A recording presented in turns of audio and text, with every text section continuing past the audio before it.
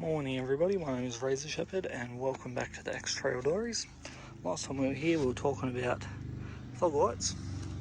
This car comes with fog lights, but it doesn't actually have a fog light switch, so I've got to switch off my old car, which is now sold. Hooray. Don't mind that, that's an interesting problem. So we've got it all wired up. The way we've done it, was connected to something to do with the car. It goes into that big wiring loom down there, and then I imagine probably that fuse box,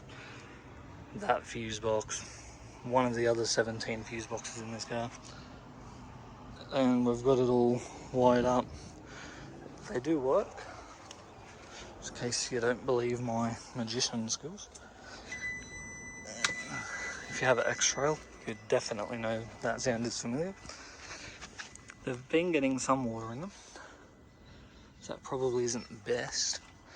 I don't know how though, I've put everything back together how it came apart.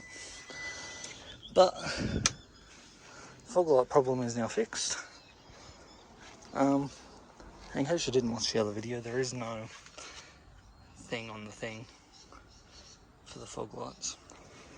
But that's last week's problem fixed. This week we're doing I'm going to sand back. Well, we're going to vacuum and do some sanding in here and then repaint it. There's a bit of surface rust going on. I don't think I've showed you the outside of this car before, but there is quite a bit of rust on it. You've got all of the rust in here, which isn't too bad. Well, that spot there's looking a little bit dodgy. And you've got the towing apparatus under the car, which is a little bit rusted. Over here, under the black tape, you've got some more, like a little hole. You've got a little dent there with rust in it. You've got a tiny bit of rust on the door frame thing. What else do we have for rust? The wiper arm has a little bit of rust on it, but that's probably normal, I imagine. Well, not normal, but I've replaced my radiator bushings, also more rust. Also, what is this pipe? It's metal, and it does eventually go to rubber back there, but I don't actually know what it is, and I don't know how to fix it. Along the sides of the window here, there's also more rust, which is why that's also covered in tape. There's a little bit along the roof line.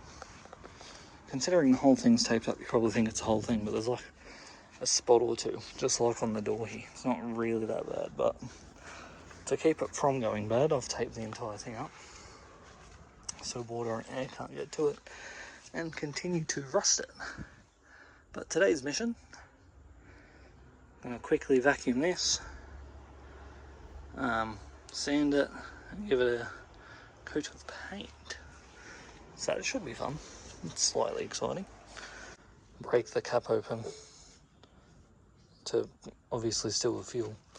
So we've had to ding it back so it actually closes and opens. That's got a stuffed up piston on the brake caliper thing. So that's another problem, but it's not actually that bad. So we'll fix that later. But for the 50th time, today we're doing this. Let's get started. So ironically enough, I couldn't find sandpaper. So I've got a wire brush and a wire wheel. I'll probably use the wheel, not the brush. I mean, it's not too bad, so it shouldn't take too long. But I feel like the brush is too abrasive.